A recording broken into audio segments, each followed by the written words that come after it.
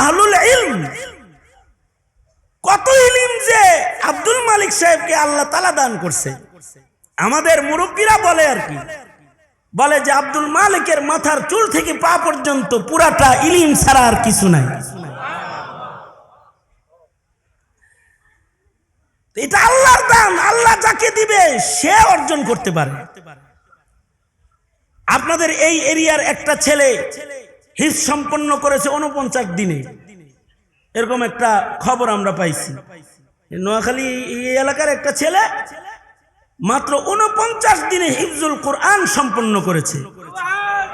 49 দিনে হিফজুল কোরআন সম্পন্ন যে করলো, এটা কি নিজের ব্যক্তিগত শক্তিতে করেছে নাকি আল্লাহর নিয়ামত, আল্লাহর দান? যালিকা ফজলুল্লাহ ইউতিহি মান ইয়াশা, এটা আল্লাহর দান, আল্লাহ যাকে দেয় সে পায় ইলমে দিন। বাহাদুরি করে নেতাগিরি করে ইলম পাওয়া যায় না, টাকার বিনিময়ে ইলম কেনা যায় না, দৈহিক শক্তিতে ইলম অর্জন করা যায় না, ব্রেন ভালো হইলেই আলেম হয় না। ইলম আল্লাহর নূর, আল্লাহ পাকের সিফাত, আল্লাহ যাকে দেয় সে পায়।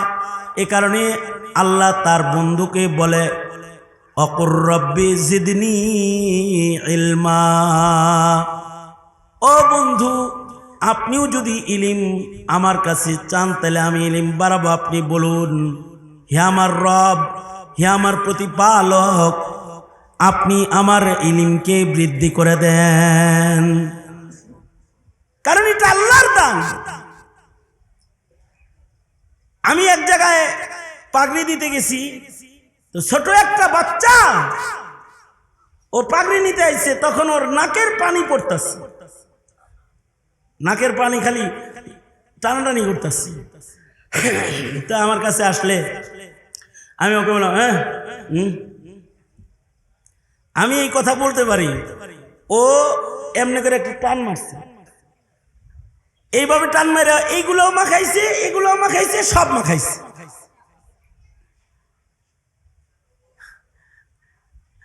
আমি নিজের হাতে টিস্যু দিয়ে ওর ওইগুলো মুইসা ওরে পাগড়ি দিয়ে দিলাম। হাফিজ সাহেবকে জিজ্ঞাসা করলাম, হাফিজ সাহেব এর তো ন্যূনতম সদবোধ নাই, এই বাচ্চা পাগড়ি দিলেন, ইয়াদ আছে তো? হাফিজ সাহেব বলে 17 জনরে যে পাগড়ি দিছেন এর ভিতরে সবচেয়ে ভালো ইয়াদ হইল ওর। বিনা লোকমায় যদি কেউ কোরআন শোনাইতে পারে এখন, তাহলে ও শোনাইতে পারবে। বয়স তো 9-8, কিন্তু তার কলবটাকে আল্লাহ তাআলা লৌহে মাহফুজ বানাইছেন। আল্লাহর দান, আল্লাহ দিছেন। কাউকে কাউকে আরো আজব ইলম দান করেন আল্লাহ তাআলা। হানাফি মাযহাবের একজন ইমাম, ইমামে মুহাম্মদ রাহমাতুল্লাহি আলাইহি, উস্তাদের কাছে যায় বসছেন। ইমামে আজম আবু হানিফা রাহমাতুল্লাহি আলাইহি বললেন, মুহাম্মদ কোরআন মুখস্থ করছ, ক্লাসে যে বসছ? কয় না। কয় যাও, হাফেজ হওয়া ছাড়া ক্লাসে বসার অনুমতি নাই, হিফজ সম্পন্ন করো আগে। 7 দিন পরে আবার বয়ে রয়েছে। বলে মুহাম্মদ কোরআন কি মুখস্থ হইছে? ইমাম মুহাম্মদ বলে শুধু মুখস্থ হইছে তা না, মারে শুনে আসছি বিনা লোকমায়। 7 দিনের মাথায় আবার এসে দর্শে হাজিরা দিয়েছেন। আল্লাহ তাআলা ইমাম মুহাম্মদকে এমন ইলম দান করেছেন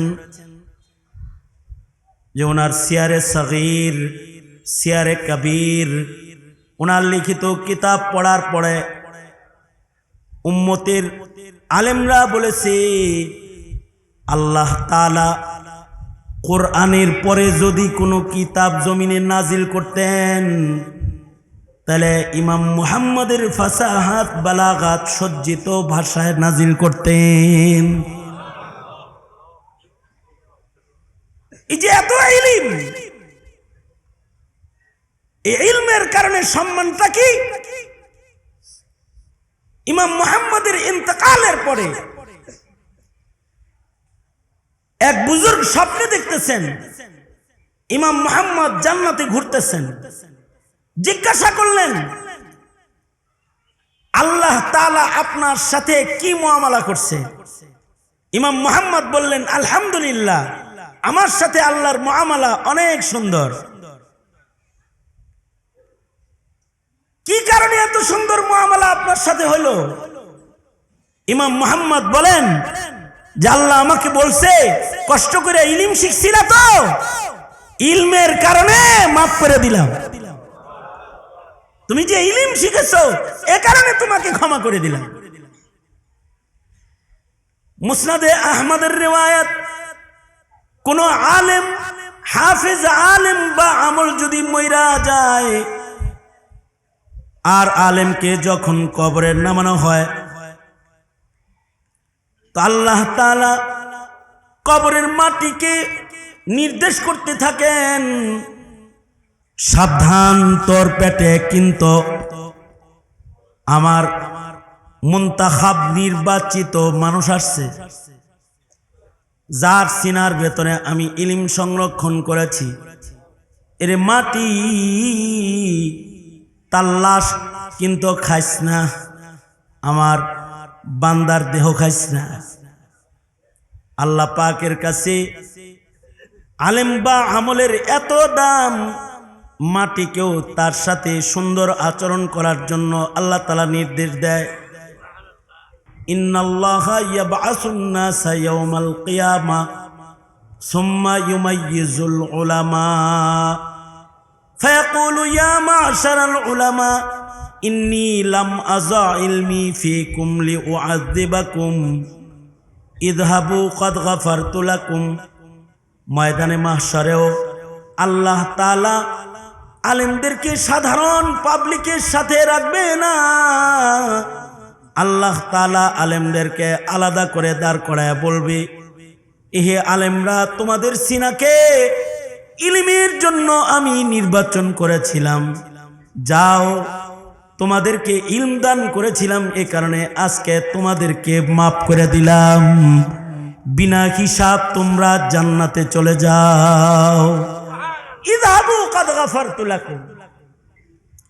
আলেমের সম্মান আল্লাহর কাছেও আছে, আলেমের সম্মান নবীজির কাছেও আছে। নবীজি আলেমদের সম্মান বর্ণনা করে গেছেন।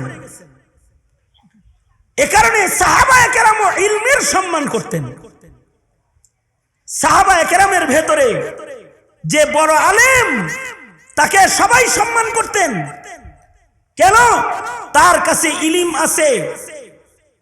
ইলম তো ওই ধন, যেহেতু তার কাছে ইলম আছে, তার কাছে মারিফত আছে, সুতরাং ইন্নামা ইয়াখশাল্লাহা মিন ইবাদিহিল উলামা, আলেমরাই আল্লাহকে বেশি ভয় করে। তার কাছে যেহেতু ইলম আছে, সুতরাং তার তাকওয়া কম না, তার তাকওয়া বেশি। আলেমের তাকওয়ার গ্যারান্টার হলেন আল্লাহ তাআলা নিজে। আল্লাহ নিজে বলেন, ইন্নামা ইয়াখশাল্লাহা মিন ইবাদিহিল উলামা। এর মৌলিক কারণ কি? মৌলিক কারণ হলো আলেমের কাছে ইলম থাকার কারণে আলেম চিনে বেশি আল্লাহকে। যে যারে চিনে বেশি, সে তারে মানে বেশি। এ কারণেই সাহাবায়ে কেরাম হযরত আবু বকর সম্পর্কে বলতেন, কানা আবু বকর আলামানা। আবু বকর আমাদের ভিতরে সবচেয়ে বড় আলেম। শুধুই মাত্র আবু বকর আমল বেশি, সোহবত বেশি তা না, ইলমও আবু বকরের বেশি। কানা আবু বকর আলামানা। আবু বকর আমাদের ভিতরে বড় আলেম, সিদ্দিক আকবর। আসল নাম তো আব্দুল্লাহ, আবু বকর কুনিয়াত। কেন? ওই আগে আগে মুসলমান হইছে আবু বকর, এবং আগে আগে জান্নাতেও যাবে।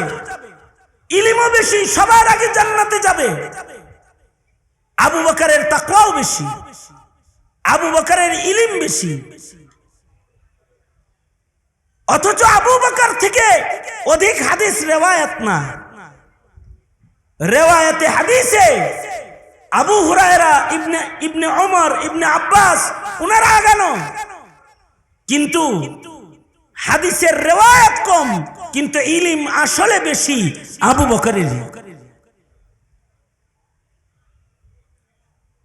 হযরত আবু বকরের ইলম বেশি, কিন্তু আবু বকরের চাইতে তো নবীজির ইলম বেশি। এ কারণে আবু বকর নবীর হায়াতে নামাজের মুসাল্লায় দাঁড়াইতেন না। কখনো কখনো নবীজি নির্দেশ করে দাঁড় করাইতেন, যেমন মরজে ওফাতে আল্লাহর রাসূল নির্দেশ করে দাঁড় করাইছেন। আর একবার আল্লাহর রাসূল দাঁড় করাইছেন, কিন্তু হযরত আবু বকর পিছনে চলে আইছে। নবীজি একবার কুবায় যাবেন দুইজনের ঝগড়া মিটানোর জন্য, তো আল্লাহর রাসূল বেলালকে বলে গেলেন, বেলাল চা দিতে গো। বেলালকে বলে গেলেন, বেলাল আমি কুবায় গেলাম, দুইজনের ঝগড়া মিটানোর জন্য আমি কুবায় যাইতেছি। জোহরের নামাজের ওয়াক্ত হইলে তুমি আজান দিয়ে দিও। নবীজি ইমাম, নবীজির নামাজ পড়ান আর মুয়াজ্জিন হলেন হযরত বেলাল, ইমামুল মুরসালিন। মুয়াজ্জিন বেলালকে বলে যাচ্ছেন, জোহরের সময় হইলে আজান দিয়ে দিও, আর আমি যদি আসতে যদি আমার দেরি হয় তাহলে আবু বকরকে বইল আবু বকর যেন নামাজ পড়ায় দেয়। আল্লাহর রাসূল এই দায়িত্ব দিয়ে চলে গেলেন। নবী আলাইহিস সালাতু ওয়াস সালামের কুবায় দেরি হয়ে গেল। আল্লাহর রাসূল কুবায় দেরি হয়ে গেলে মসজিদে মুসল্লিরা চলে আসছে। হযরত বেলাল বললেন, নবীজি বলে গেছে আবু বকর নামাজ পড়ান। হযরত আবু বকর বলে, ওমর আপনি পড়ান। হযরত আবু বকর বলে, আপনি পড়ান। ওমর বলে, নবী বলছে আপনারে পড়াইতে, আপনি পড়ান। ধাক্কা দিয়ে হযরত আবু বকরকে আগায়া দিছে। হযরত আবু বকর জোহরের নামাজ শুরু করেছে। এদিক দিয়ে নামাজ অর্ধেক হইতেই আল্লাহর নবী আয়া পড়ছে। নবীজি যখন আসছে, সাহাবায়ে কেরাম নামাজের ভেতরে হাতে আওয়াজ দিতেছে, তালি বাজাইতেছে, মানে বুঝাইতে চায় আবু বকর তোর আর মুসাল্লায় দাঁড়ানোর দরকার নাই, রাসূল আয়া পড়ছে, আপনি পিছে আসেন। তো হযরত আবু বকর নামাজের তেলাওয়াতের ভেতরে এতটাই মনোযোগী যে সাহাবীরা যে আওয়াজ দিতেছে হযরত আবু বকর শুনতে পাইতেছেন না। এবার কয়েকজনে মিলা দিছে আওয়াজ। আল্লাহর রাসূল সাল্লাল্লাহু আলাইহি ওয়াসাল্লাম আসছেন, আবু বকর এটা বুঝা ফেলছেন নামাজরত। আল্লাহর নবী আবু বকরকে বললেন, পড়ায় ফেলাও, ইশারা দিয়ে বলছেন পড়াও, কিন্তু আবু বকর পড়ায় না। আবু বকর পিছনে এসে নবীজির জন্য মুসাল্লা খালি করে দিয়েছে। আল্লাহর রাসূল নামাজের ইমামতি করলেন। নামাজের পরে আল্লাহর রাসূল সাহাবীদেরকে বলে, তালি বাজাইলা কেন? আপনি আয়া পড়ছেন, এখন আপনার পিছে পড়বেন লেগে তালি বাজাইলা কেন? পুরুষরা যদি লুকমা দাও তাহলে তাকবীরের মাধ্যমে দিবা। যদি কিছু বলতে হয় ইমামকে তালি দিয়া বলবা না, হয় ইমাম সাহেব বলে ডাক দিয়া বলবা না, বলবা আল্লাহু আকবার, আল্লাহু আকবার। এই কারণে দেখবেন আমাদের ইমাম সাহেব যদি কোনো লুকমা দেয়, পেছনে যিনি জ্ঞান বুঝলা দাঁড়ানো থাকে তিনি বলে আল্লাহু আকবার।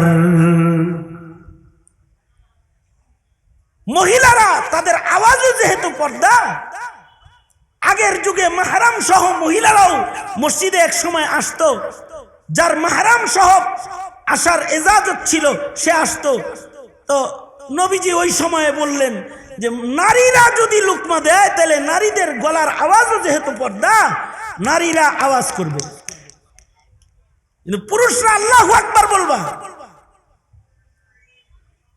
কথা হলো আবু বকর যে সামনে গেলেন না, নবীজিকে দাঁড় করায় দিলেন কেন? আবু বকরের এটাও জানা আছে ইমামতের জন্য বড় আলেম যিনি সে অগ্রাধিকার।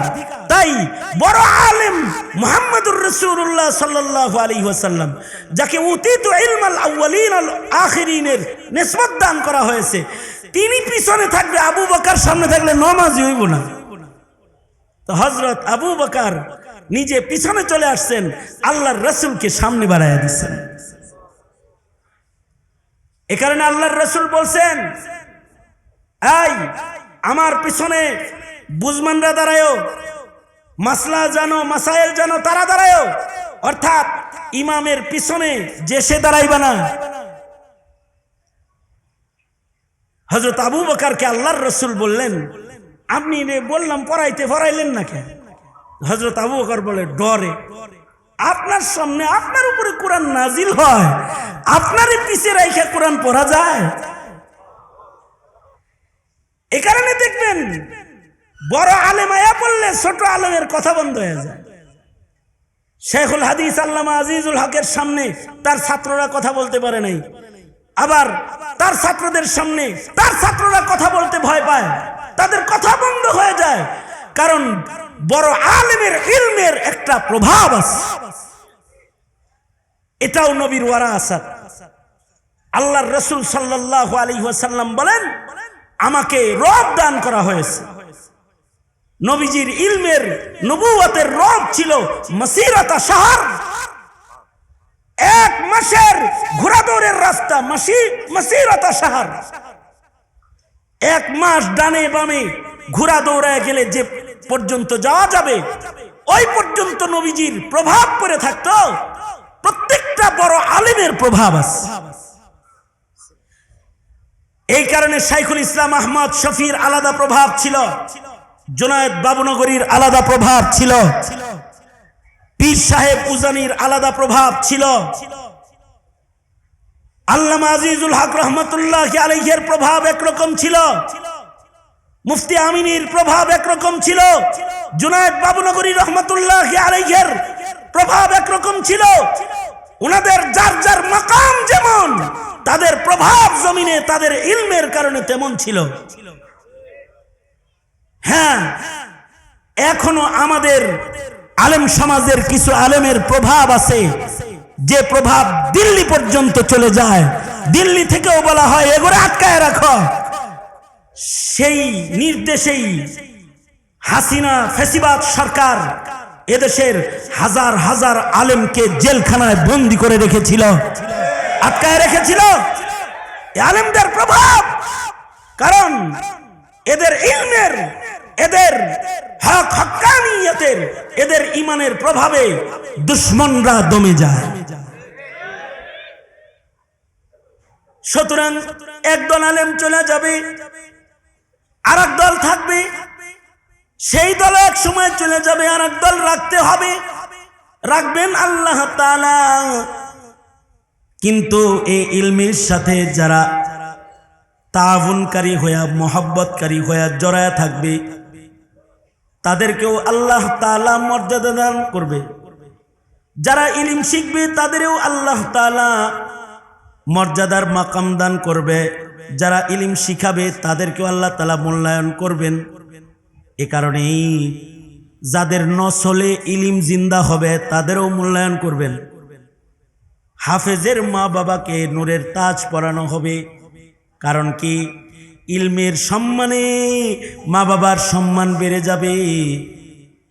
এলাকাবাসী আপনারা যারা আছেন খুশনসিব আপনাদের, যে হাদিসের দর্শ সহ একটা মাদ্রাসা ইলমি মারকাজ আপনাদের গ্রামে আছে, যদি এটার খেদমত হয় তো ইলমের সম্মান করার কারণে গোটা এলাকার মানুষের নাজাতের জন্য এই মাদ্রাসা ময়দানে মাহশারে জরিয়া হয়ে যাবে।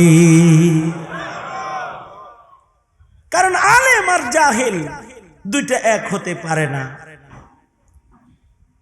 দুনিয়ার জ্ঞান দিয়া জাগতিক ভোগ বিলাসের সুবিধা ভোগ করা যায়, কিন্তু ইলমি দ্বীনের দ্বারাই আখিরাত নিশ্চিত করতে হয়। ইলম বিদায় দিবেন তো আখিরাত বিদায় দিলেন, আলেম বিদায় দিবেন তো আখিরাত নষ্ট করলেন, নাস্তিককে আমন্ত্রণ করলেন, কোরআন বিদায় দিলেন, জাগতিক শিক্ষার মূল্যায়ন করলেন, ইলমের অবমূল্যায়ন করলেন না, আপনি আপনার প্রজন্মের ঈমানকে হত্যা করলেন। সুতরাং মওত পর্যন্ত ইলমে দ্বীনের খেদমত করব ইনশাআল্লাহ। বলুন, বলেন ইয়া আল্লাহ, ওয়াদা করিতেছি মওত পর্যন্ত ইলমে দ্বীনের খাদেম হব ইনশাআল্লাহ। জোরে করে বলেন। আলেমদেরকে মোহাব্বত করব, আলেম ওলামা যেখানে আমরা আছি সেখানে।